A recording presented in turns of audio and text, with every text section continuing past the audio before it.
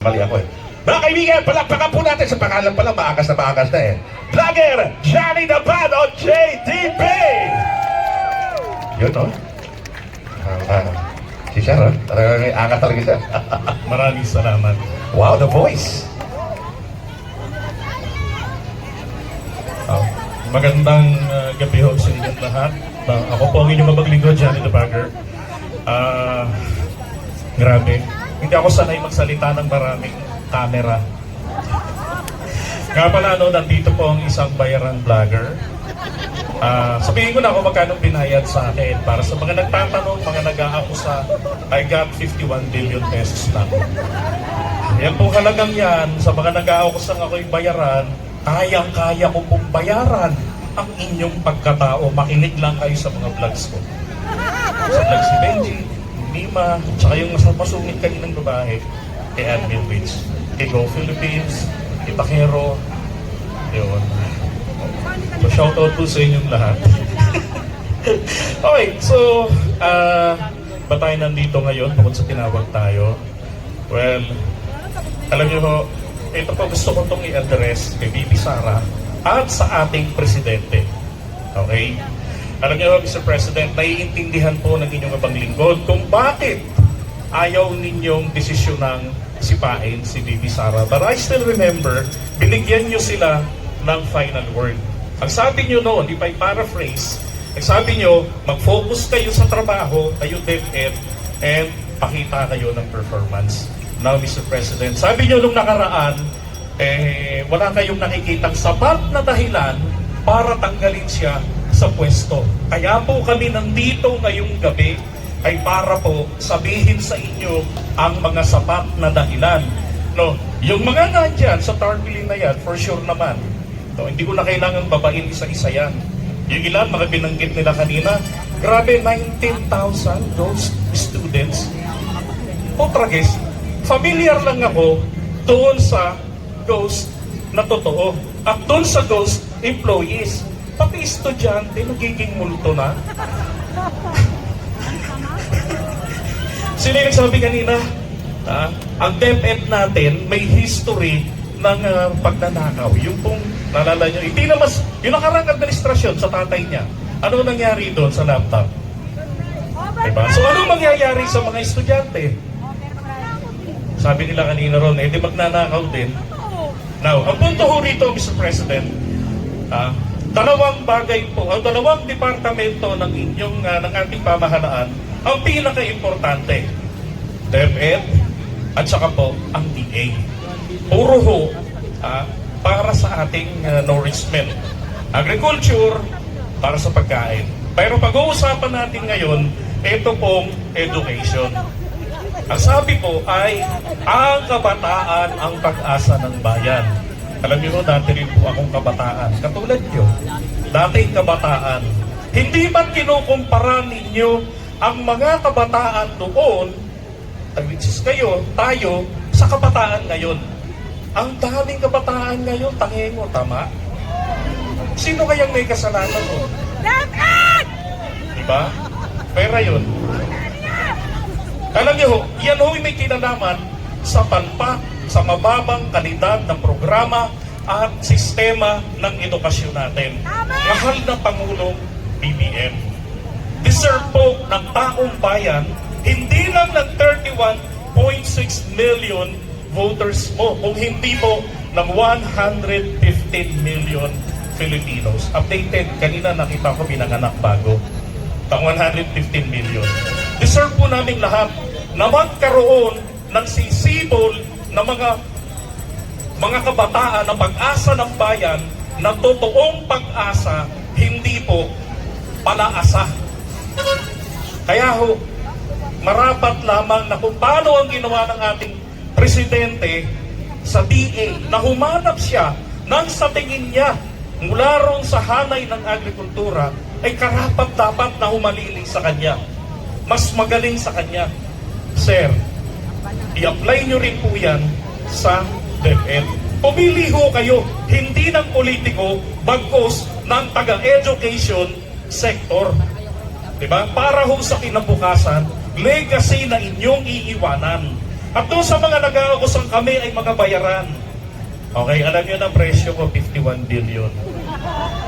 Kung kami po ay bayad, kung ang inyong abang lingkod ay bayad ni PBBM, hindi ko magagawang i-call out ang ating presidente. Hindi namin magagawang tumindig dito. Although tinatawag kaming BBM vloggers, sarap na pakinggan eh. Pero ang pagtindig namin dito ay pagpapatunay na kami po ay independent. Kami po ay may independent mind. Alright? At hindi talaga kami bayad. Ako, may bayad po ako 51 billion. Kaya kong bilhin ang pagkatao nila. Okay? Yes, hindi kayo bayad. Ako lang. Hindi kayo bayad. No? Sabi nung iba, nilangaw daw tayo. Alam niyo, wala naman po sa dami ng tumaluyan eh. Ang pinaka-importante dito, yung mensahe ay naiparating. Diba? Minsan na nating pinatunayan, minsan na nating pinuno ang Commonwealth Avenue. Ilang beses nating pinatunayan ang napakahabang mga motorcade. Diba? Sa mga probinsya, lalo na ron sa Pangasinan. No. From Urdaneta hanggang dun sa Lingayen. Diba? Kami, ang Team Goldfish. Nakarating kami kung saan. Catanduanes, na baluarte ni Lenny. No. Diba? Pero ho, gaya nga na sinabi ni Attorney Enzo Recto kanina, sa nakikita niya in the long term, ako rin eh, hindi po magandang maging presidente pa natin si Bibi Sara. Bakit? Eh wala ho tayong maramdaman na pagpapakita ng pag-aalala bilang isang magulang nga eh. Diba? Bilang Vice President, pagdating sa usapin ng mga kinakawawang mga mangingisda, ang isasagot lang niya, no comment, ang pagsasalita tungkol dyan about foreign policy para po yan sa TNT. Walang yan. Kahit yun na nga lang yung sabihin, inasa pa sa kapatid. Ang buhay ito. Nung itinanong itok-itok, magiging presidente. Mariosep. Isipin nyo naman, meron kang presidenteng matalino. Meron kang presidenteng ang bilis sumagot. Di ba? Bakit nga eh. Ang talino sumagot ni BBM. Tapos ang papalit, itok-itok. Tapos nasaan si Yusek? Todo? Di ba? Parang nakikita ko dito, pag naging presidente siya, buhay na naman po si Harry Roque. Di ba? Yun na nga eh. Nakakapanghinayang po para sa isang abogado na katulad ni Harry Roque ang nakakasuhan ng pang-fake news ng cyber libel. Bakit? Alam mo kung ano yung tama? Human rights advocate yan. Human rights lawyer. Katulad ni Attorney Enzo Recto. Yan nga yung napagkwentuhan namin. I'm sure napanood niyo yan sa interview namin sa kanya nung nagkita-kita kami roon sa Zambales. And personally, pinarating ko sa kanya ang ating imbitasyon para sa event na ito. Kasi nakarating po sa amin ni na Mami Peng sa pamamagitan ng kanyang subscriber o follower ay interesado raw po. At eto nga, tinutuko niya yung sinabi niya na pag maaga kaming nakarating sa laon, didiretso kami dito. So madaling araw dumating sila. Diba? Kaya ngayon, sorry, iyak na lang. Ayaw na tawagin silang DDS. Mas gusto ko silang tawagin Digonians. Bakit? Si Digong lang naman ang pinakikinggan nila. Wala ka bang mapapakinggan ni Sara? Diba, Sir Benji? Meron ba? No comment. Diba? Digonians po. Magayan.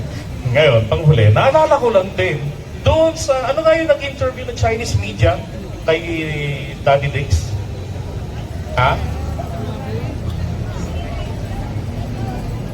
Basta yun na yun. Anong sabi niya doon? I'm sorry. I am no longer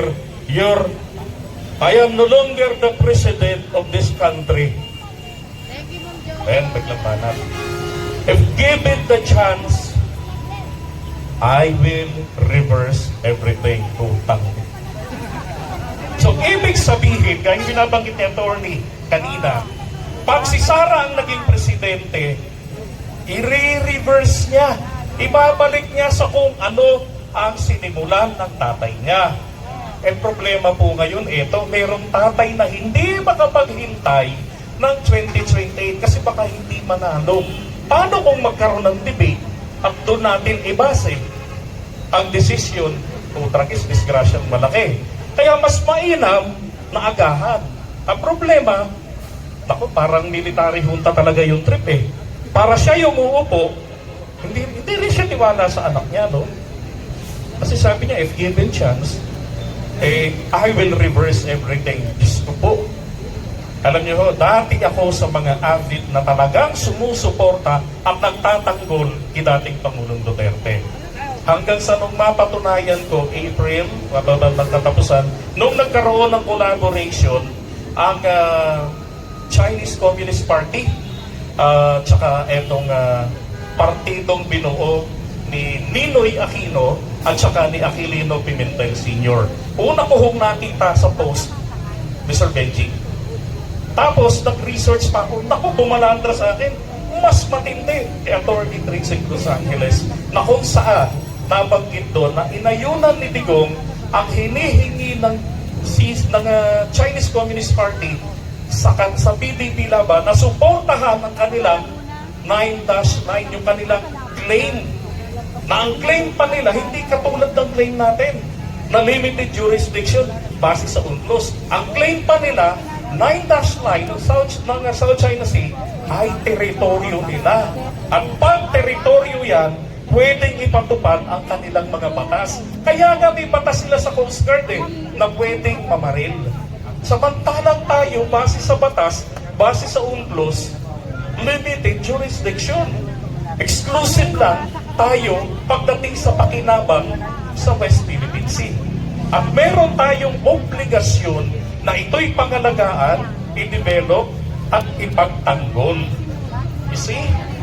Luging-lugi tayo. Tayong sumusunod sa batas, limitado. Sila, ang layo-layo ng aangkin, anak ng baka, absolute. Diba? Kaya ako nakakaawa. Nung pumunta kami ron sa Zambales, ilan yung mga magsasakang personal naming nakakwentuhan. May mga na-interview kami na merong off-cam. Ito pang isang matindi rito. Nalala ko dati, tuwan-tuwa tayo. Pinagmamalaki ni dating Pangulong Duterte, nakabalik ang mga mangingisda sa Scarborough Shoal. Anak ng tutsang, budol pala. Bakit? Yung extraordinary, hindi lang gentleman's agreement 2016 meron siya kauna-unahang agreement. Temporary, pero extraordinary. What makes it extraordinary? Pinapayagan ng China makabalik ang mga Pilipinong mangingisda sa labas ng Scarborough Shoal. Sa ngayon, nakakapangisda ang mga Pilipino sa labas din ng Scarborough Shoal. So, walang pagbabago. Diba? Ang maganda ngayon, sa paraan ng pagbawi ni PBBM, doon sa Scarborough Shoal, ang atin pong puwersa nakakaposisyon kahit hinaharas. Sa panahon niya, wala. Restricted pala ang mga puwersa natin doon. Extraordinary, hindi sa akin sinabi. Diba? Ibinida lang at masaya na tayong nakabalik ang mga Pilipinong mangingisda. Smiyo. Tapos, Defense Secretary natin, balikan natin, sa katutak yung mga issues. Diba? Kaya ho, for VP Sara, ma'am, dalawa lang hinihingi ko nga ngayong gabi magbitiw ka bilang Defense Secretary at magbitiw ka na rin bilang Vice Presidente. Dahil sa iyong posisyon sa pagiging Vice Presidente, ang mga katropa ng tatay mo ay sinasamantalang ito na mapatalsik si PBBM and eventually, ikaw ay gagamitin nila para makapamayagpag ulit sa pwesto. At para sa protection din sa ICC. Kaya kung totoo ng ating Vice Presidente ay talagang nasa panig ni PBBM, ma'am, do the ultimate sacrifice. Magbitiw ka bilang Vice Presidente, magbitiw ka bilang DepEd Secretary para magkaroon ng karapat-dapat na hahalili sa iyo sa ngalan ng kinabukasan ng mga kabataan at ng pagkaroon ng totoong pag-asa ng bayan. Maraming salamat po. Maraming salamat! Napakagandang mensahe po. Johnny the Bagger. Yan.